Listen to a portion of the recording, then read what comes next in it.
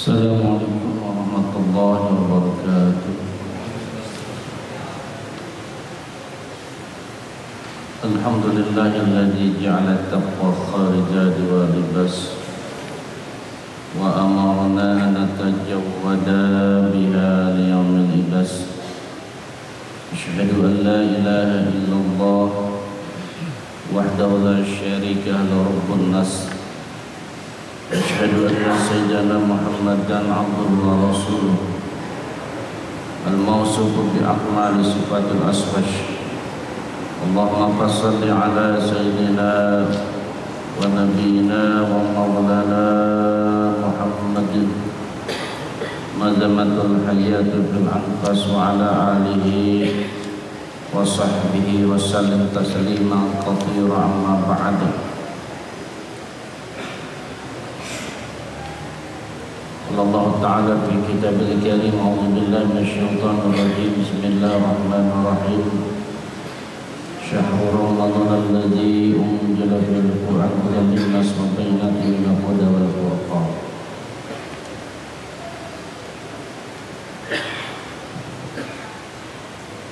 Kita lanjutkan pada makalah ke-20 tentang bagaimana Hakim Al-Asam menyampaikan maqalahnya. An Hatim Al-Asam rahimahullah annahu qala al-ajalatu minasyaitan illa bi khamsatin mawadi'a. Hatim berkata bahwa tergesa-gesa itu datangnya dari syaitan, kecuali dalam 5 hal. Sesungguhnya yang 5 hal itu termasuk sunnah baginda Rasulullah sallallahu alaihi wasallam. Yang pertama adalah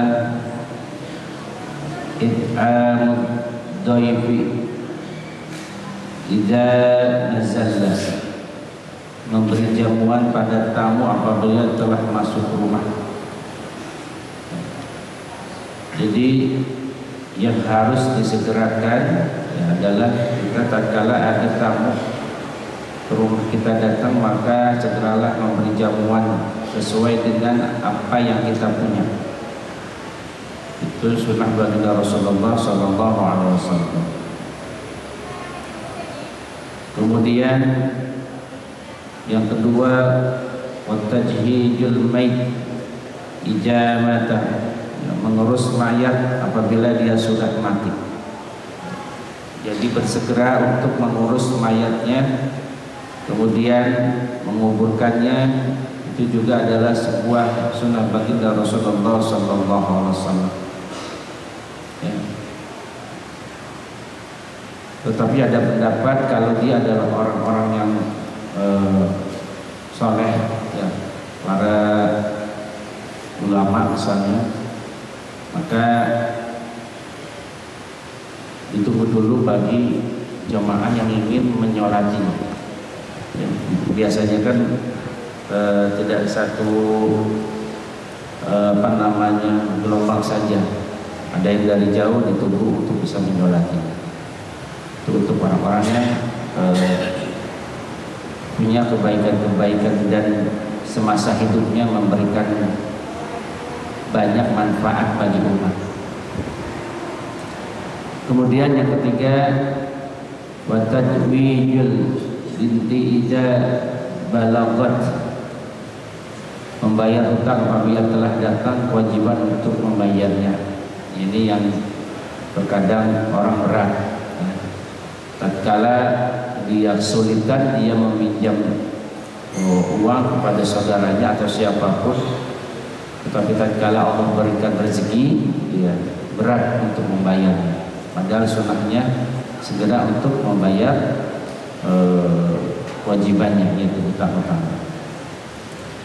Kemudian yang keempat, wa qada'ul ladzina idza wajabat, wa taubatu minadz dzambi idza farada, bertobat dari dosa apabila sudah terlanjur berbuat dosa. Ya. Jadi tobat itu harus disegerakan, bukan menunggu usia kita sudah lanjut. Ya.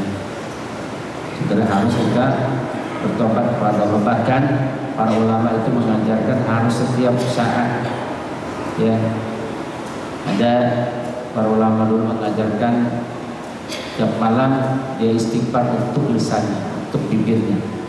Mungkin ada bibir yang lisan yang tidak terkontrol melakukan sesuatu yang menjalani orang lain, membuat orang lain yang nyaman, orang lain tersinggung dan sebagainya.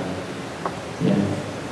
Lalu kemudian malam kedua bisa dengan dia istighfar dari matanya. Mungkin mata ini memandang hal-hal yang haram, ya, istighfar sampai ke tangan, kaki dan seterusnya.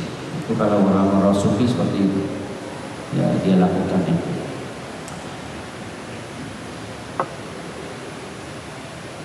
Man an'ama akhafal muslim syahwatu haramallahu ta'ala 'alan nar. Barang siapa yang memberi makan saudaranya muslim, memberi keinginannya, maka Allah mengharamkannya masuk neraka.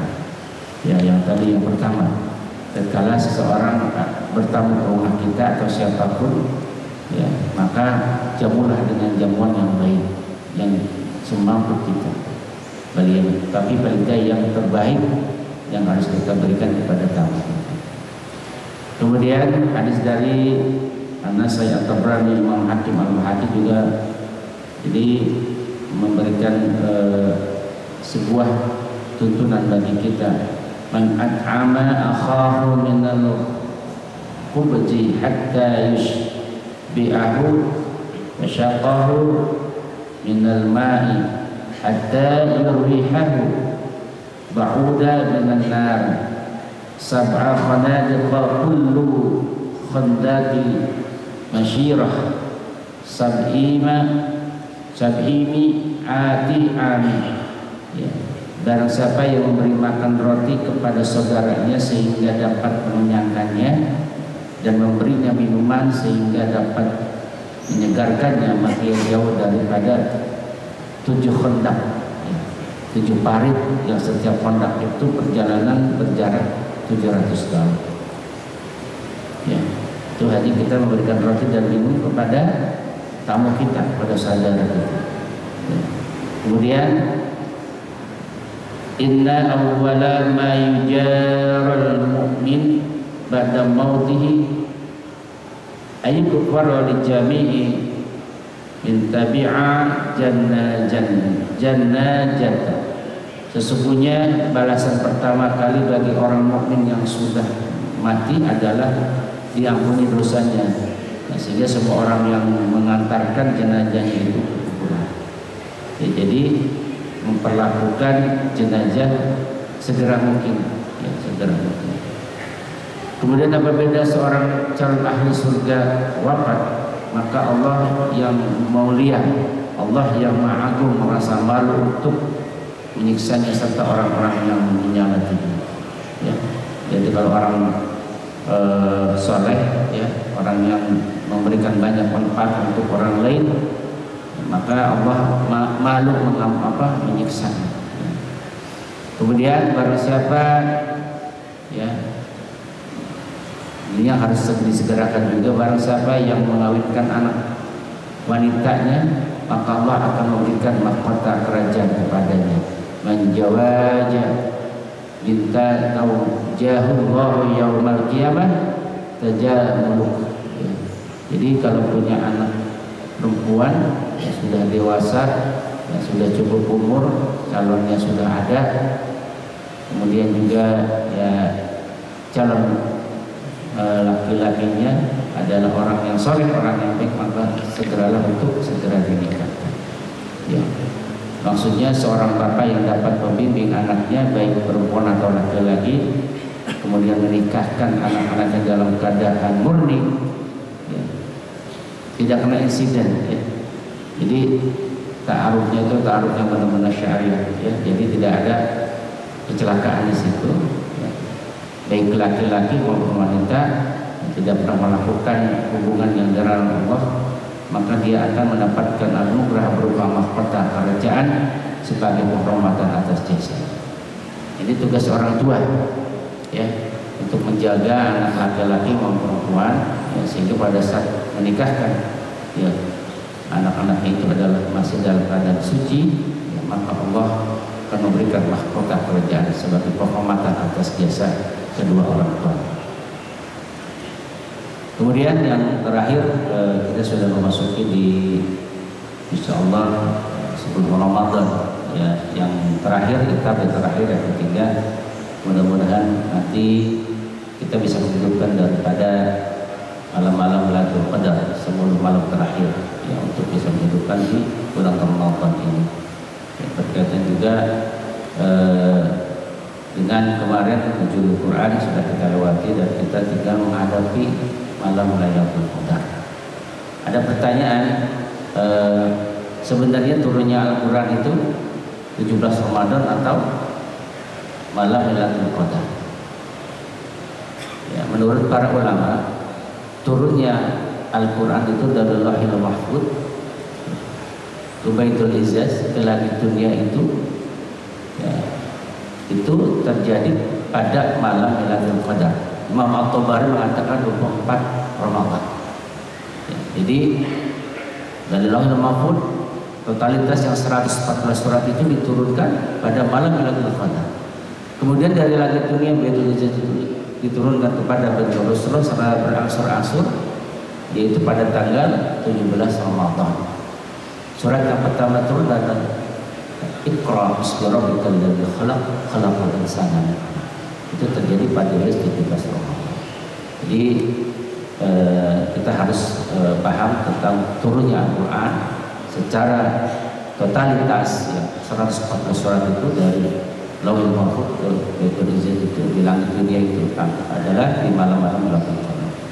Kemudian malaikat Jibril menyampaikan wahyu kepada Bani Rasulullah secara berangsur-angsur selama 23 tahun itu. Yang pertama adalah diwahyukan pada tanggal 7 Ramadan. Mudah-mudahan Ramadan ini adalah Ramadan terbaik bagi kita, dan mudah-mudahan Allah mempertemukan kita pada Ramadan yang akan datang. Qur'an majelis. Subhanallahumma wa bihamdika asyhadu an la ilaha illa anta astaghfiruka wa atubu ilaik. Assalamualaikum warahmatullahi wabarakatuh.